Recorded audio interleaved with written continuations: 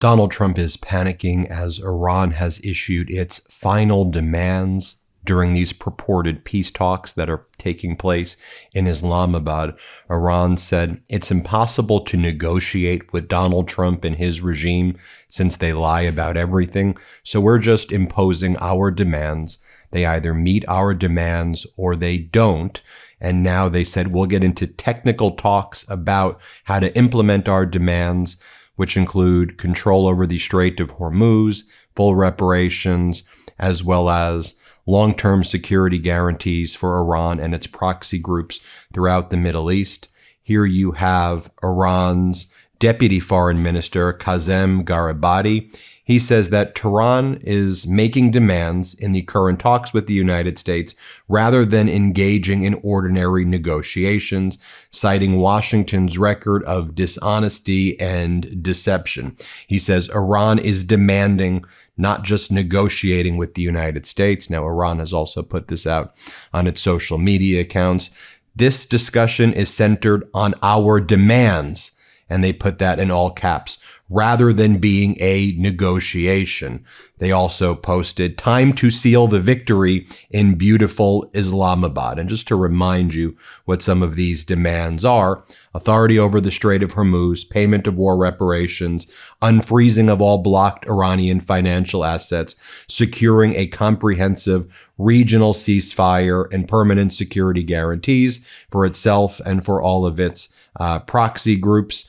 And one of the things that Iran continues to do is just mock Donald Trump's post. I mean, Trump's been making post after post this morning. So Donald Trump did a post. The Iranians don't seem to realize they have no cards other than a short-term extortion of the world by using international waterways. Now, Tehran responded by saying, the latest attempts at psychological warfare against Iran, we are masters of this, with a smiley face emoji. And according to Iran, they're saying the U.S. has agreed to already release part of Iran's frozen assets, which was a precondition to start the negotiation. The Trump regime denies that they released Iranian funds. Iran says that those funds have been released. So there's a dispute there. There's also a dispute over an incident that took place in the Strait of Hormuz. The Trump regime leaked to its favorite propagandist from Axios, Barack Ravid, the following: several U.S. Navy ships crossed the Strait of Hormuz on Saturday, a senior U.S. official tells me. The move was not coordinated with Iran. This is the first time U.S. warships have crossed the Strait of Hormuz since the war has begun. Ravid goes on to say, the senior American official said that the warships crossed the Strait of Hormuz from east to west into the Gulf, then made their way back eastward through the strait to the Arabian Sea. This was an operation focused on freedom of navigation through international waters, the senior American official said. So according to the American side of this story, they sent a number of destroyer ships, which go about 35, 40 miles per hour, to do an east to west trip in the Strait of Hormuz. And they said they were not encountered by any Iranian ships. And they did this, apparently, they claim, during these sensitive negotiations that are taking place in Islamabad in Pakistan. Now, according to the Iranian side of it, Iran denies U.S. warship passage. Iran's Tasman news agency says a senior Iranian security official categorically rejected the Axios reporting, claiming that U.S. Navy vessels had transited the Strait of Hormuz today, emphasizing that no ships have passed through the strategic waterway since the ceasefire took place. Iran's foreign ministry spokesperson said the following: U.S. destroyer was forced to retreat, that a U.S. destroyer attempted to enter the Strait of Hormuz and was forced to retreat after receiving an unequivocal warning from Iran's armed forces, preventing a potential ceasefire violation, and what apparently took place during these mediated negotiations in Islamabad. According to the Iran side, they saw the destroyer that was being sent by Trump into the Strait of Hormuz while these negotiations were taking place. You had Iran's parliament leader, MB Ghalibaf, and their foreign minister, Araghchi, told the prime minister Sharif of Pakistan, hey, they're sending a destroyer into the Strait of Hormuz. We're going to leave these negotiations if that destroyer stays there. That was conveyed to the U.S. side, and the destroyer turned around. According to the Trump version of events, the destroyer has traveled all throughout the Strait of Hormuz and was not encountered by any naval vessels or military vessels of Iran. Barak Ravid from Axios then writes, senior American officials said we have not received any threat from Iran to attack the ships, or that they were going to attack the ships. Iranian military officials say no U.S. vessel ended up crossing the Strait of Hormuz. You can see right here the Pakistan mediations taking place. You see the Iranian negotiators. As I mentioned earlier, Iran sent a team of basically like a dozen of its top leaders, people very familiar with nuclear energy and nuclear capabilities, lots of PhDs, all of their kind of top leaders showed up. On the other hand, the United States sent J.D. Vance and Steve Witkoff and Jared Kushner. And I just think it's notable again that Trump is sending Witkoff and Kushner, who botched the negotiations last time. And there's no one in the room for the United States who has any understanding of nuclear capability. So when they're talking about the technical aspects of things, Iran has people who very much know all the technical aspects of nuclear capabilities and enrichment and all of that. And on the other side, the U.S. doesn't. And the U.S., there's no other U.S. allies. I don't think there's any other U.S. allies that exist anymore, quite frankly, that exist at this point, other than Donald Trump doing what Netanyahu tells him to do. But like, there's no NATO allies. There's no experience in the room on the U.S. side of things. Now, again, Iran says U.S. released money to them. U.S. denies that. White House is saying today reports regarding approval to release Iranian assets are false claims. And then Donald Trump starts making his post after post after post. Trump post this morning, the fake news media lost all credibility. The fake news media has lost total credibility, not that they had any to begin with, because of their massive Trump derangement syndrome. They love saying that Iran is winning when in fact everyone knows that they are losing, and they are losing big. And Donald Trump says, praise be to Allah. He says that their longtime leaders of Iran are no longer with us. Praise be to Allah. Again, just think about it. Like, you're in this negotiation right now. People are trying to resolve this, and he's mocking the killing of Iranian leaders and mocking their religion by saying, praise be to Allah. The only thing they have going is the threat that a ship may bunk into one of their sea mines, which, by the way, all 28 of their mine dropper boats are also lying at the bottom of the sea.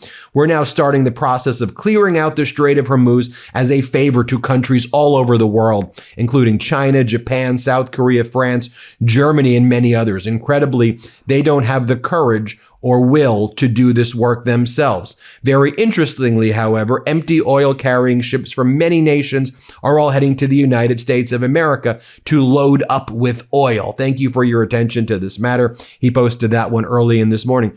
But didn't you say, Donald, that you were just going to leave the Strait of Hormuz and everybody else can deal with it? So if you think that the Strait of Hormuz doesn't impact American oil prices, why aren't you doing it as a favor to them? Do you know how pathetic that looks, that you're saying, oh, I'm just helping them out. I'm doing them a solid. Then Donald Trump goes on to say, I'm watching fertilizer prices closely during our fight for freedom in Iran. That's what they're calling it now. Our fight for freedom, as you have ICE and Border Patrol, Gestapo killing Americans and killing people off the streets here in the United States, as you have turned the United States into an authoritarian country. You're saying that we are fighting for freedom by what? By you and Netanyahu blowing up elementary schools in Iran and Lebanon and Gaza? That's fighting for the American people's freedom right now. I mean, this is just so pathetic. He goes, the United States will not accept price gouging from the fertilizer monopoly. American farmers, we have your back. You're going to bail them out again because you screwed over the farmers before. You're screwing them over now. There's a reason why your approval is at an all-time low. Donald Trump then goes, massive numbers of completely empty oil tankers. Some of the largest anywhere in the world are heading right. Wasn't even the largest. Yeah, oil tankers are big. The largest anywhere in the world are heading right now to the United States to load up with the best and sweetest oil and gas. It's a weird dude. Anywhere in the world, we have more oil than the next two largest oil economies combined and higher quality. We are waiting for you. Quick turnaround. Yeah, there was more oil being produced in the United States under Biden than during you on your first term. Yes. There's lots of oil production, but do you understand the way oil has to actually be dealt with before it actually is utilized? Do you understand the way international oil markets work? You don't. And he posts a random picture of the White House. Then he continues to say the fake news media is crazy or just plain corrupt. The United States has completely destroyed Iran's military, including their entire Navy and Air Force. And everything else. Their leadership is dead. The Strait of Hormuz will soon be open, and the empty ships are rushing to the United States to load up. But if you listen to the fake news, we're losing. No, I listen to my ears and my eyes. I see that Iran's leadership is in Pakistan, in Islamabad, making demands and treating the United States as the weak party in this negotiation. I see Iran's foreign minister, their parliament leader. I see them pulling up in Mercedes Maybachs in Pakistan, being greeted by heroes in Pakistan. I see the people cheering them on. I actually see their leadership. They are emboldened. They are certainly more powerful in the region than before the war started. You said there was going to be regime change and the people of Iran were going to rise up and there was going to be this pro-Trump and Netanyahu Iran that was going to take place and you were going to control everything. And now you're running with your tail between your legs and trying to give in and just giving into Iran's demands as they're out there just bragging. We're not negotiating. We're making demands on the United States because that's the only language they know. So that's what we know is actually happening right now, Donald. I mean, as I mentioned before, here's the room right there. You can see the meeting of the Iranian negotiating, but all their leaders are dead. They don't have anybody, right? I mean, the way you've stereotyped Iran, you made people believe that these were like people like living in caves and just screaming Allah Akbar all day. And you're the one screaming, praise be Allah, as you say, I'm going to rain down hell on you, praise be Allah. You look like a freaking maniac out of all of this. And by the way, one of the things that have been happening still over the past 24 hours alone, while Lebanon was included in the ceasefire deal because Iran wanted to protect its proxy groups, and this was the ceasefire agreement that the Trump regime agreed to, you have Israel attacking Lebanon again, in addition to earlier this week in the biggest attack on Lebanon and Beirut where 250 people died and there was over 1,000 casualties. Despite the ongoing face-to-face negotiations between Iran and the United States and Islamabad, which are now apparently advancing into technical talks on a potential peace deal, fighting continues between Israel and Lebanon. In the last 24 hours alone, the Israeli Air Force reported that it has carried out over 200 strikes on Hezbollah targets and infrastructure, Hezbollah military and infrastructure and other targets in southern Lebanon. So we'll keep everybody posted on the developments here as they occur. Hit subscribe. Let's get to 7 million subscribers. And thanks everybody for watching. Want to stay plugged in? Become a subscriber to our Substack at MeidasPlus.com. You'll get daily recaps from Ron Filipkowski, ad-free episodes of our podcast, and more exclusive content only available at MeidasPlus.com.